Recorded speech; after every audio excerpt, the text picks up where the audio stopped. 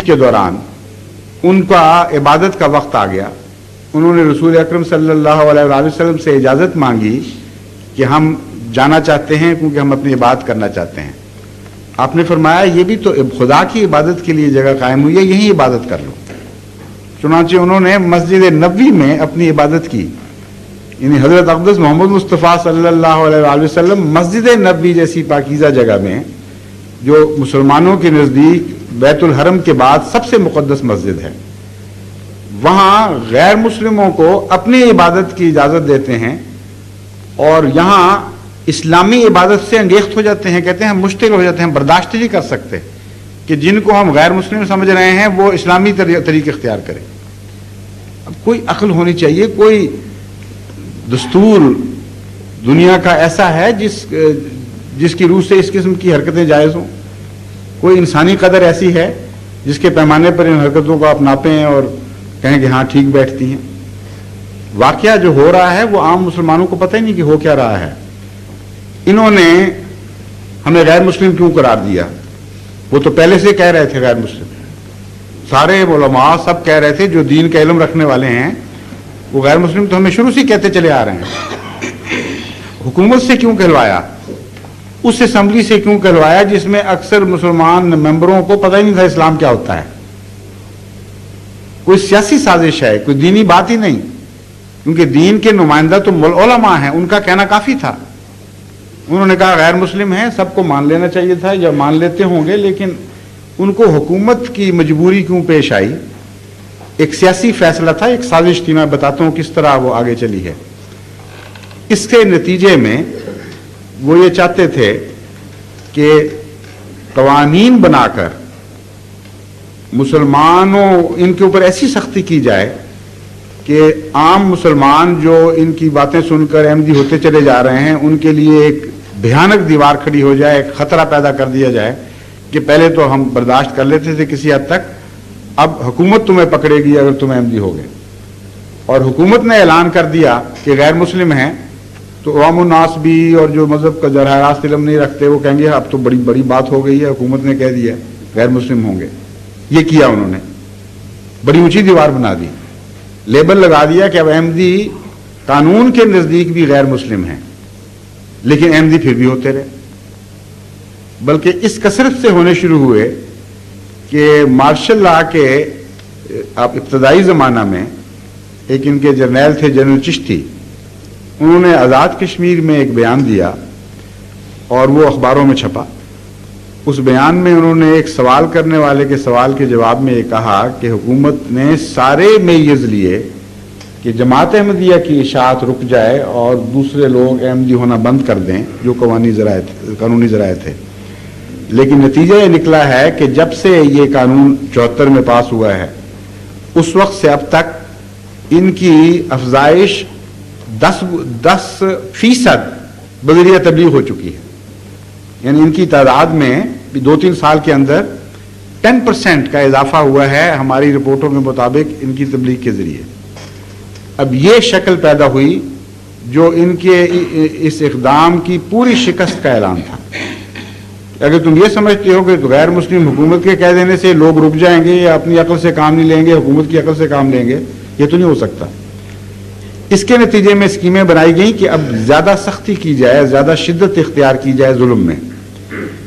اور ایک فیصلہ یہ کیا گیا جو آرڈیننس ہے 84 کا, اس کی روح یہ ہے کہ یہ بحث نہیں ہے کہ ہم ان کو غیر مسلم سمجھتے ہیں, بحث اب یہ ہے کہ جو ہم سمجھتے ہیں وہ یہ بن کے دکھائیں, اور اگر وہ یہ نہیں بنیں گے تو ہم ان کو ماریں گے. یہ ویسی بات ہے کہ کوئی انسان کسی کو کہہ دے میں تمہیں کتا سمجھتا ہوں, اکثریت ہے کہہ دے کتا کیا بیچارہ کر سکتا ہے اکیلا, لیکن اس کے باوجود لوگ ویسا آدمی بننے سے باز نہ آئیں. تو پھر فیصلہ کیا جائے کہ یہ بات نہیں ہوگی, اب جس کو ہم کتا سمجھیں وہ بھونک کے دکھائے, وہ کتوں والی حرکتیں کرے, کتوں والی غذا کھائے, کتوں والا ذریعہ زندگی کا بنا لے, تب ہم چھوڑیں گے ورنہ معاف نہیں کریں گے. بین ہی یہ سلوک اب جماعت احمدیہ سے کیے جا رہے ہیں. غیر مسلم وہ ہمیں سمجھتے ہیں, سمجھتے رہیں, ہمیں کیا فرق پڑتا ہے, ہم نے خدا کو جان دینی ہے, مولویوں کو جان تو نہیں دینی, یا حکومت پاکستان کو تو نہیں دینی جان. کہتے ہیں ہم تمہیں غیر مسلم سمجھتے ہیں اس لیے تم غیر مسلم بن کے دکھاؤ ورنہ ہم تمہیں معاف نہیں کریں گے، تمہیں قتل کریں گے۔ اب یہ جو صورتحال ہے مرتد کی سزا وغیرہ یہ سارا چل رہا ہے سلسلہ، اس کی روشنی میں اب آپ یہ پوزیشن دیکھیں احمدیوں کی کیا بنتی ہے اس ملک میں۔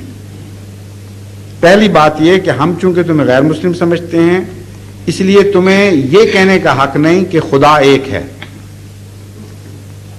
دوسری بات، چونکہ ہم تمہیں غیر مسلم سمجھتے ہیں اس لیے تمہیں یہ کہنے کا حق نہیں کہ محمد مصطفیٰ صلی اللہ علیہ وآلہ وسلم سچے ہیں۔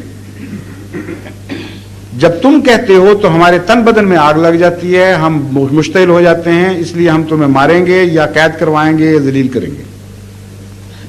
اس لیے تم کلمے کا انکار کرو۔ چونکہ ہم تمہیں غیر مسلم سمجھتے ہیں، تم کہو خدا ایک نہیں ہے، پھر ہمیں ٹھنڈ پڑے گی، ہمیں چین آئے گا۔ تم کہو محمد رسول اللہ صلی اللہ علیہ وسلم نعوذ باللہ جھوٹے تھے، سچے نہیں تھے، ہم کہیں گے ٹھیک ہے اب تم بنے ہو غیر مسلم، اب ہمیں چین آیا ہے۔ اور جب یہ کر لیں گے تو پھر کہیں گے اب تو تم مان گئے نا، مرتد ہو گئے تم، اب سزا قتل ہے۔ ان کو راستہ چھوڑتے ہیں باقی زندہ رہنے کا۔ یہ شرارت ہے، فتنہ ہے، یہ مذہبی تحریک ہی نہیں ہے بالکل، یہ خالصتاً لا مذہب تحریک ہے جس کا قرآن اور سنت اور خدا کے پر ایمان لانے سے کوئی بھی تعلق نہیں۔ آج تک دنیا میں 1,24,000 انبیاء آئے، کسی ایک نبی کی سنت سے یہ ثابت نہیں کر سکتے کہ کسی نے کچھ سمجھا ہو اور پھر زبردستی وہ بنوایا ہو۔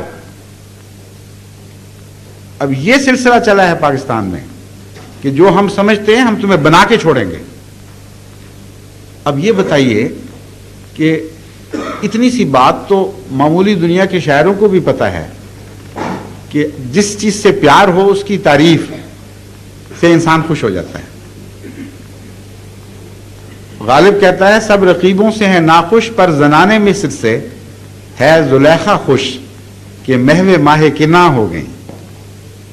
عام دستور تو رقیبوں سے جلن کا ہے، لیکن زنانے مصر سے زلیخا کتنا خوش ہوئی جب انہوں نے یوسف کے حسن کی تعریف کی۔ تو یہ زنانے مصر جیسے بھی نہیں بن سکتے۔ حضرت اقدس محمد مصطفیٰ صلی اللہ علیہ وآلہ وسلم کی سچائی کا اعلان کریں تو کہتے ہیں ہمیں آگ لگ جائے گی، ان کو جھوٹا سمجھیں اور کلمے سے توبہ کریں تو کہتے ہیں ہمیں چین آئے گا۔ اس کا نام اسلام کیسے ہو سکتا ہے؟ جو مرضی رکھ لیں، یہ اسلام نہیں ہے۔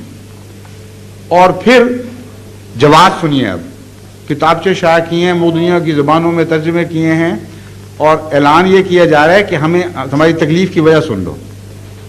کلمے سے نہیں تکلیف یہ ہے کہ ایسے پلید لوگ، ایسے ناپاک لوگ یہ کلمہ پڑھتے ہیں، کہتے ہیں ٹٹی پر اگر اللہ کا نام لکھ دے کوئی تو تمہیں غصہ نہیں آئے گا،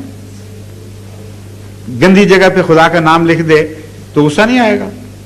یہ ایسی خبیث فطرت لوگ ہیں احمدی، اتنے گندے ہیں، ناپاک ہیں کہ کلمہ پڑھیں اور ہمیں غصہ آتا ہے کہ خدا کے نام کی ایسی بےزتی۔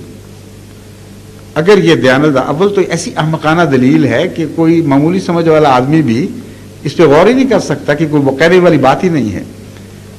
اس کے کئی پہلو ہیں۔ اگر یہ واقعتاً سچا اعلان ہے تو وہ لوگ جو رسول اکرم صلی اللہ علیہ وسلم کو جھوٹا سمجھتے ہیں، گالیاں دیتے ہیں، لیکن خدا پر ایمان لاتے ہیں، وہ اللہ کا نام لیتے ہیں، اس سے کوئی نہیں تکلیف ہوتی تمہیں؟ ان کو بھی قتل کرو، ان کو بھی گالیاں دو، ان کو بھی مارو۔ جتنے عیسائی ہیں پاکستان میں ان سے بھی یہ حق چھینو، ان کو بھی کہو خبردار جو تم نے خدا کا نام لیا، تم ویسے ناپاک اور گندے لوگ ہو جو رسول اللہ